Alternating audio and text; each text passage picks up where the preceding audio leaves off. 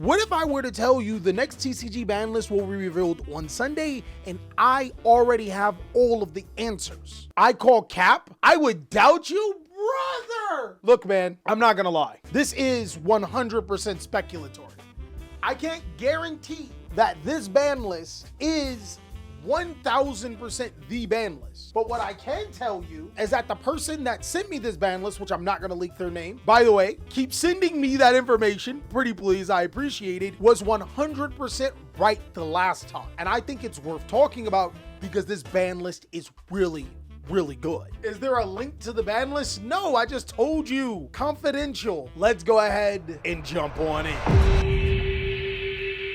I want to point out one more time, again, this is all speculatory, but this person got card for card the last ban list 100% right. I just didn't tell you guys ahead of time because I was like, yeah, that's one of those fake lists. I'm not paying attention. But I think that this person is a credible source. And I think that it's coming from, I'm not even going to say that. I'm not going to say that because I think if the other guys found out, it might be a problem. They better not put a ban list on Malice. I just found synergy for it. Oh, Drew, you're going to be pretty mad. Necroquip ban? There is no Necroquip princess on this ban list, but there are some cards that will definitely make you go, what? All right, I tell you what, guys, I'm going to reveal to you guys the ban list card by card, and you guys let me know down below in the comment section and on stream if these cards make sense for them to be banned and if this is going to be the next ban list. I think at the end of Nationals, which is happening this weekend on Sunday, they'll do the same thing where they walk out with the case. Like, you guys like that thing, right? It be Jerome's sexy ass coming out with the case like this, buddy,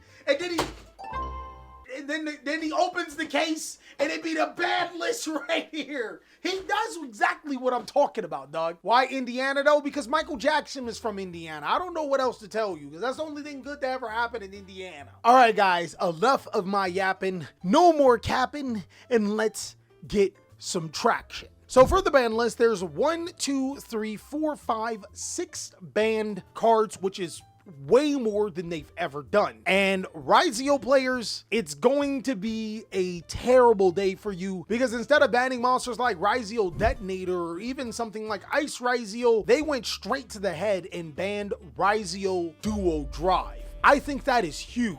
Ban Duo Drive is crazy. I'm actually not against this. In my head, I thought that banning something like Yugioh Cross would have been the bigger thing. And the reason why is because while Detonator is a very strong card, Detonator is kind of fair. It requires nothing but Yugiohs to be able to make. And while it does have an ability to be able to destroy multiple cards on the field, it's only really unfair when you combine it with the protection of the Yugioh field spell and its ability to be brought back with Eclipse Twin. Killing Duo will kill it as an engine?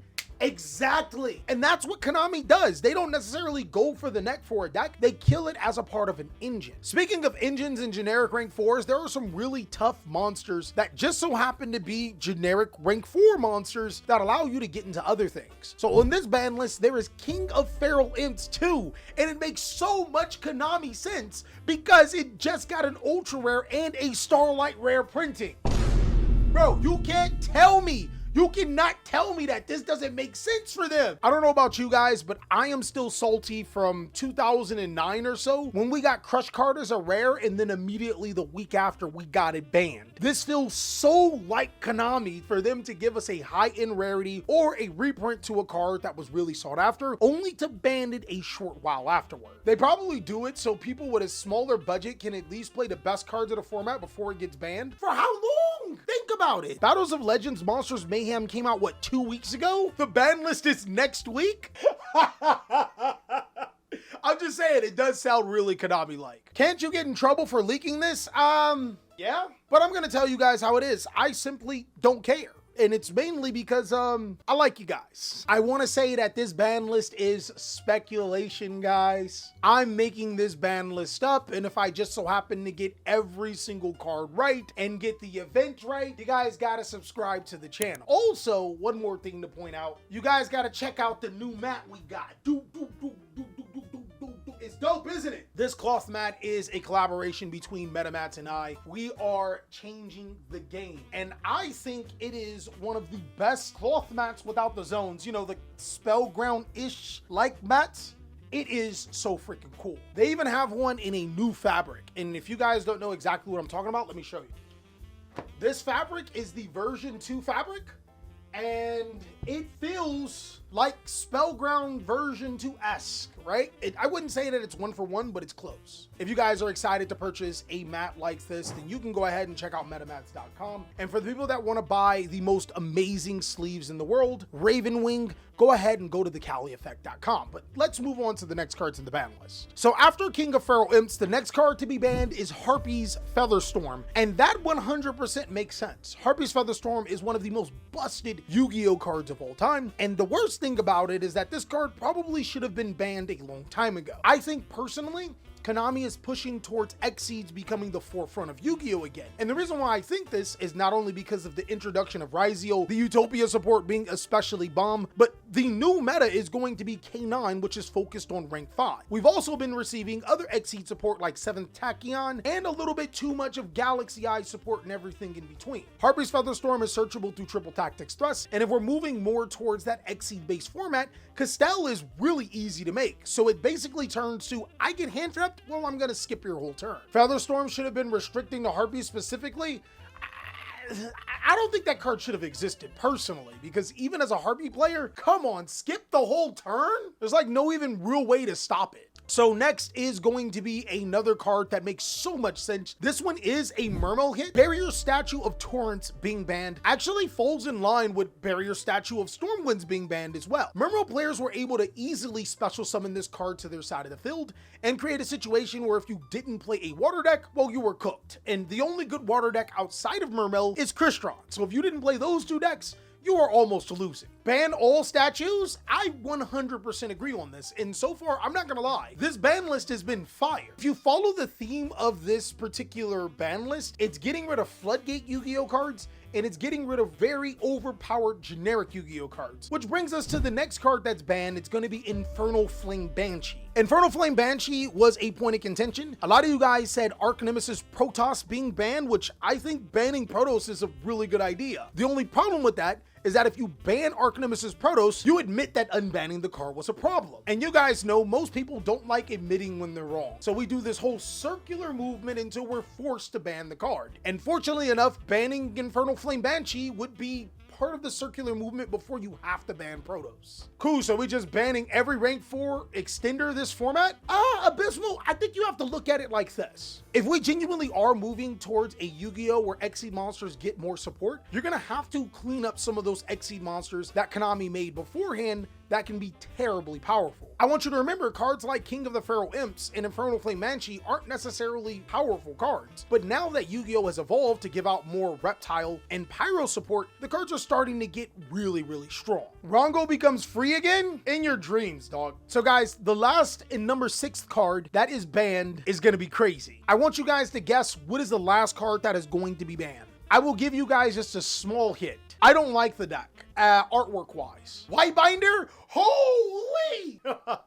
How'd you know, Fishin? That's crazy. The last ban card on Sunday's ban list is going to be Malice Q White Binder. And I think this is a ban list that the community is called for. And to be honest, I'm not sure how White Binder being banned will affect Malice. I think that that is a huge hit. Maybe the deck focuses more on the Q ransom plays and summoning the Crimson Hearts. It'll kill the deck. I'm not sure if it'll kill the deck. I think Malice White Binder is one of the most busted, underrated Yu-Gi-Oh cards. Like, it's a card that people, like, you read and you're like, oh, you're not that busted. And then when you start to put it into play, it's like, yo, what are you doing? This card feels almost like Casture or Ice Heart, except you can turn on the macro effect. They might need to play all 3 traps now. That might be a thing, which falls in line to Konami's philosophy. Oftentimes, they'll get rid of a card not to kill the deck, but to lower the ceiling of the competitive viability. We also have to remember that Malice is a Cyberse Yu-Gi-Oh deck. It plays fairly well with all of the Cyberse support cards. I've been playing all 3 traps, you're going crazy. Again, I'm not a Malice gooner,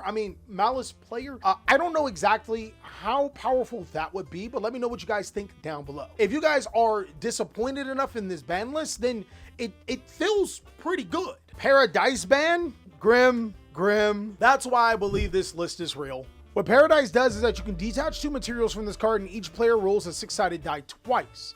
The player with the higher total cannot activate monster effects or declare an attack. But then it also says once per turn, if either player rolls a dice or dice while this card is material, you can treat one of the results as 7, almost guaranteeing you that you can get a particular number. If you summon this card enough times, which it's not limited or anything, you can almost guarantee the ability to skip your opponent's turn. It's actually crazy, especially seeing that the other effect can retreat one of the results as 7. You can almost guarantee that your opponent can activate card effects or hand trap you on the turn following up. For Konami to preemptively ban that card would mean that they would make sense as a company. It would mean that they're not putting K9 and Vanquish Soul over profits. It would mean that they genuinely care about the player base. Now guys, does this ban list sound like it's something that should have happened a couple of formats ago to prevent Malice and Yugioh from being the most dominant decks in the world? Or does this ban list feel like something to push the new product when the Justice Hunter set comes out and to help them on their terrible set release of the current set, Duelist Advance? You guys let me know.